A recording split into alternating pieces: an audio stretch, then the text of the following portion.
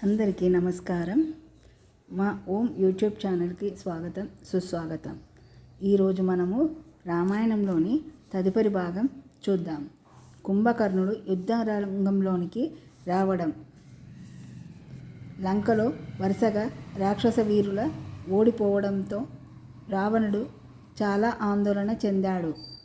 చివరకు తన తమ్ముడు అయిన కుంభకర్ణుడిని నిద్రలేపాలని ఆజ్ఞ ఇచ్చాడు.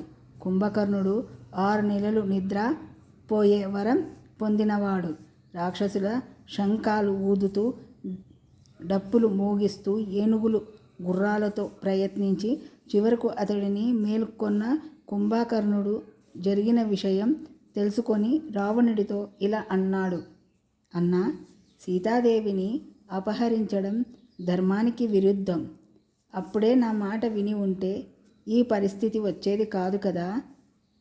అయితే అన్నపై ఉన్న ప్రేమ, తన రాజ్యంపై ఉన్న బాధ్యత కారణంగా యుద్ధానికి వెళ్ళాలని నిర్ణయించుకున్నాడు. కుంభకర్ణుడు యుద్ధరంగంలోనికి అడుగు పెట్టగానే వానర సేనలతో కొంత భయం ఏర్పడింది. అతడు పర్వతాలంత పెద్ద శరీరంతో, అపారమైన బలంతో వానరులను చెదరగొట్టాడు. హనుమంతుడు, అంగదుడు, నలుడు,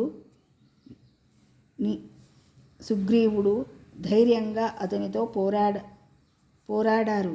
అయినప్పటికీ కుంభకర్ణుడు ముందుకు సాగుతూనే ఉన్నాడు. అప్పుడు శ్రీరాముడు స్వయంగా యుద్ధరంగంలోనికి వచ్చి తన దివ్య అస్త్రాలతో కుంభకర్ణుడిపై బాణాల వర్షం కురిపించారు. చివరకు ఒక మహాదివ్య బాణంతో కుంభకర్ణుడిని సంహరించారు. కుంభకర్ణుడు నేలపై పడిపోవడంతో లంక కంపించింది. రావణుడు తన తమ్ముడి మరణవార్త విని తీవ్ర దుఃఖంతో మునిగిపోయాడు. ఈరోజు నీతి: మనం ధర్మం తప్పు అని తెలిసినా అధర్మానికి తోడుగా నిలబడితే చివరికి నష్టం తప్పదు. సత్యం, ధర్మం ఎప్పటికైనా విజయం సాధిస్తాయి. రేపటి ఎపిసోడ్లో ఇంద్రజిత్ మళ్ళీ యుద్ధరంగంలోనికి ఎలా వచ్చాడు, లక్ష్మణుడు అతనిని ఎలా సంహరించాడు అనే అద్భుతమైన ఘట్టాన్ని తెలుసుకుందాం. జై శ్రీరామ్. ఫ్రెండ్స్, ఈ కథ మీకు నచ్చితే ప్లీజ్ లైక్ చేయండి, సబ్స్క్రైబ్ చేయండి.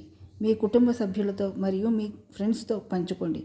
శ్రీరాముని మహిమ మనం అందరికీ తెలియజేద్దాం. జై శ్రీరామ్. ఫ్రెండ్స్, ప్లీజ్ లైక్ చేయండి, షేర్ చేయండి అండ్ సబ్స్క్రైబ్ చేయండి. ఫ్రెండ్స్, ధన్యవాదాలు.